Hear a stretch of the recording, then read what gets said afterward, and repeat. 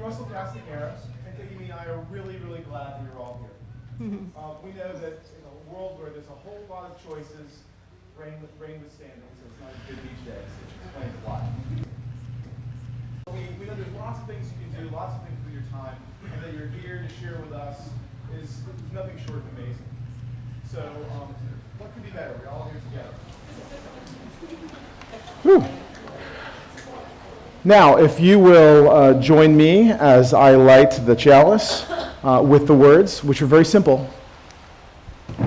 Oops, lighting it's not.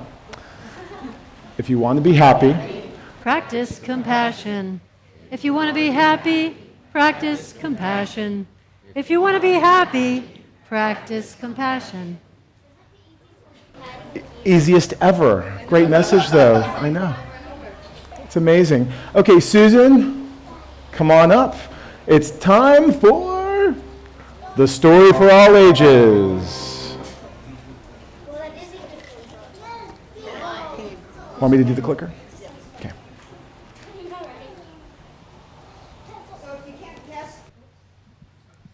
So if you can't guess from the slide here, our story today is pencils. It comes from a pencil parable. Once upon a time, there was a strange but kindly pencil maker. This strange but kindly pencil maker gave every pencil the following advice just before sending it out into the world. There are 5 things you need to know, the pencil maker told each pencil, before I send you out into the world. Always remember them and never forget, and you will become the best pencil you can be. 1, you'll be able to do many great things, but only if you allow yourself to be held in someone's hand. 2, you will experience a painful sharpening from time to time, but you will need that to become a better pencil. 3, you will be able to correct any mistakes you make. 4, the most important part of you will always be inside. And 5, on every surface you are used, you must leave your mark. No matter what the condition, you must continue to write. Each pencil understood and promised to remember and went out into the world with purpose in its heart to be the best pencil it could be. Happy ever after. Hey. So, here's your pencil to guide you out into the world today. And with that, can we make a bridge so we can sing our children upstairs? Here we go. One more step. We will take one more step till there is peace for us and everyone will take one more step. One more word. We will say one more word till every word is heard by everyone. We'll say one more word. One more song. We will sing one more song till every song is sung by everyone. We'll sing one more song. Yes. All right. Whew, echo. My apologies. Each of us in our own way can try to spread compassion into people's hearts. Westerners place great importance on filling the human brain with knowledge, but no one seems to care about filling the human heart with compassion. This is what the real role of religion is. So if you will join me in this responsive reading. You are the many, just in case you were wondering. Tell us of pain. Pain is the breaking of the shell that encloses your understanding. Tell us of the stone. Even as the stone of the fruit must break, that its heart may stand in the sun, so you must know pain. Tell us of wonder. Your heart in wonder at the daily miracles of your life. Your pain will seem as wondrous as your joy. Tell us of seasons. Seasons of your heart, even as you have always accepted the seasons that pass over your fields. Watch with serenity through the winters of your grief. Pain is self-chosen. It is the bitter potion by which the physician within you heals your sick self. Trust the physician and drink the remedy in silence and tranquility. For my hand, though heavy and hard, is guided by the tender hand of the unseen. The cup we Up bring, though it burns our lips, has been fashioned of the clay which the potter has moistened with his own sacred tears. I'm grateful to be looking out upon all of you whom I love. It's been a joy to witness and be part of the co-creation of this community for the last 15 years. And our theme for the month of May has been stories of conversion. I get to share the story of my conversion to becoming a social activist with some reflections on compassion at the end. I actually became a social activist twice in my life. First, going back to 6th grade, I lived in New Jersey, and there were so many kids in our town that all the elementary schools ended at 5th grade, and there was one whole school devoted to 6th grade. So walking across town, I met Tony Sands, and we became fast friends walking to and from school together. She was the one who invited me to a social justice council meeting. I had no idea at the time that it was part of this Unitarian Church. Two highlights of those years of my life are, even though I was a shy and timid child, I somehow had the courage to go to the manager of our local grocery store and ask if I could set up a table inside the store to sell tickets to the buses we hired to go to Washington, D.C. to protest the Vietnam War. He said yes. Could that happen today? Another poignant memory is that every year I participated in a peace vigil and call for nuclear disarmament on August 6th, the anniversary of the bombing of Hiroshima. Little did I know that many years later, I would have a son all of whose paternal great-grandparents had grown up in that city. It makes it a little more real when you know it's family members among the 100,000 civilians who died from that bomb. Activism gave my life a meaning and purpose that I hadn't had before. And it determined my career path and the college that I chose and the wonderful student activists whom I met, and I'm still friends with today in college, that I met in college. And I probably would have continued being an activist, but I got very sick during graduate school. And trying to figure out how to heal myself and support myself while being sick pretty much took all my attention for a long time. But I did manage to fall in love with a public interest lawyer from the Legal Aid Society, get married, and have a wonderful son whom I raised with the help of this beautiful community. And it was just about when he was ready to launch out from the nest, go to college himself, that I more or less mastered my chronic illness, although I'm sitting down today because of it. And that coincided with the rise of the Occupy Wall Street movement, which is what inspired me back into activism. I remember Margaret Mann posted on Facebook that the Occupy movement, if they want to make a difference, they gotta not just say what they're against, they gotta say what they're for. And I thought, good point. I looked up what they were advocating for, and most of it had to do with reinstating banking regulations that had been gutted during the Reagan administration's deregulation crusade in the late 80s. We'll come back to that.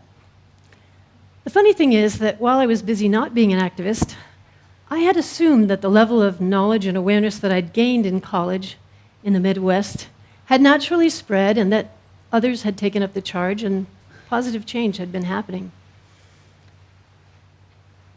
I had worked for Barry Commoner in college. He had made it on the cover of Time magazine for helping spark the environmental movement by writing the book, The Closing Circle. And he did research on how organic farming was not only healthier all around, but actually more efficient in the long run than the petrochemical, fertilizer, and pesticide-based industrial agriculture that had taken over. He also did research on how, if you add up all the sources of energy that are renewable and non-polluting, that could easily replace the fossil fuel sources of energy. And if the government chose to contract with photovoltaic manufacturers to power all the US military bases in the world, the economies of scale would have made the solar electricity economical for everyone 35 years ago. Yes, I was naive. I didn't understand about the role of money in politics at that time. Getting back into activism, I was shocked to see that a lot of important things had gotten a lot worse while I wasn't paying attention. 1 in 4 children growing up in poverty, and that includes Hawaii. Incarceration rates skyrocketing and being far beyond, in the US, being far beyond any other country. Cancer rates, 1 in 3 women, 1 in 2 men. And the increased concentration of wealth being almost incomprehensible. Oxfam reports that as of 2016, 1% of the world's population will own 50% of the world's wealth. And those 4 things that I've mentioned are not unrelated in my understanding. They all have to do with the rules that govern the operating system of our economy. And that sad version of the golden rule, those who have the gold make the rules. There were 3 things that propelled me back into activism. One of them, I already told you, it's the concentration of wealth and power among the few. But I want to cite one more example. 95% of mass media, TV, movies, books, magazines, newspapers, radio, is owned by only 5 multinational corporations. Show of hands, how many people already knew that? Great, we have a good, informed congregation here. The second thing that propelled me into activism was learning the breadth and depth of deception, distortion, and manipulation that the power elite had used to exercise control over our economy, our government, our political system, and us. Billions spent on think tanks and PR writers and lobbyists to frame the public conversation. Margaret Mann didn't know what the Occupy demonstrators were advocating for because the news media did not choose to cover that aspect of the story, that very important aspect, the purpose of the demonstrations. The third thing that activated me and still fuels my passion is that there has been and is a consciousness shift happening on the planet from fear to love. The power elite, which importantly includes the military-industrial complex that Eisenhower warned us about, has done their best to promote fear and division and hate among us. But people have started to realize that and realize that that was for the purpose of keeping us blaming each other and distract us from following the money to what's really behind the problems we face and what we can do to solve them. People are starting to question the rhetoric and the cover stories that we've been given, such as that deregulation was for the purpose of cutting inefficient and wasteful red tape.